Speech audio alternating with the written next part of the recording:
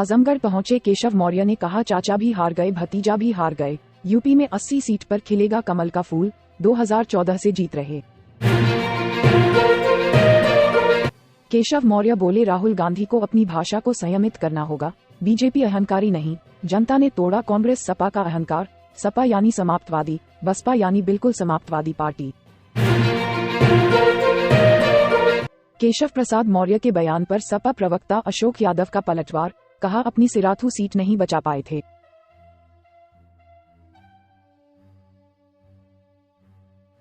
आजमगढ़ के दौरे पर आए प्रदेश के उप मुख्यमंत्री केशव प्रसाद मौर्य ने समाजवादी पार्टी पर एक बार फिर निशाना साधा है। बीजेपी पार्टी कार्यालय पर कार्यकर्ताओं से बैठक के बीच पत्रकारों से उन्होंने कहा कि 2024 के चुनाव में आजमगढ़, लालगंज समेत सभी 80 लोकसभा की सीट बीजेपी जीतेगी, इसलिए वह रणनीति तय करने यहां आए हैं।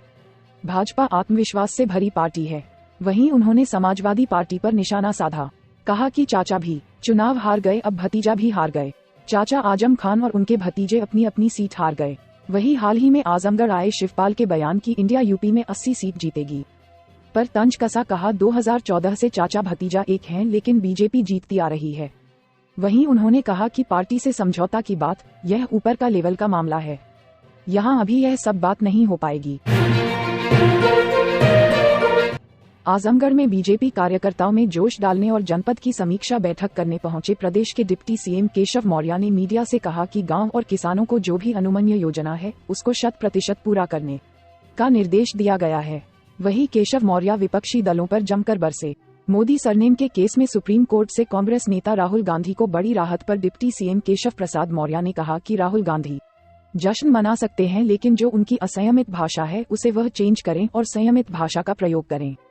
कांग्रेस पार्टी द्वारा सुप्रीम कोर्ट के फैसले पर भाजपा के अहंकार की हार के तौर पर प्रचारित करने के सवाल के जवाब में श्री मौर्य ने कहा कि भाजपा को अहंकार नहीं है, अहंकार कांग्रेस और सपा को है।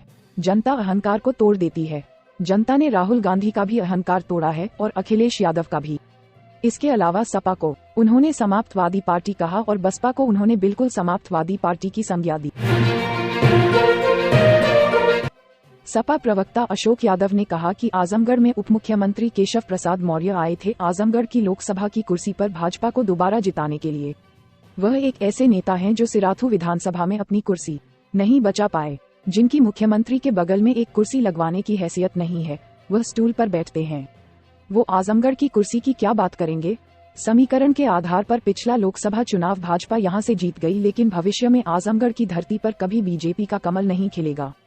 उत्तर प्रदेश की 80 सीटों के साथ साथ देश के 543 सीटों पर भारतीय जनता पार्टी को हराने का और इंडिया गठबंधन को विजय बनाने का मन बना चुकी है, क्योंकि जनता भाजपा द्वारा मणिपुर की तरह पूरे देश में कीचड़ फैलाने के मंसूबे को समझ चुकी है।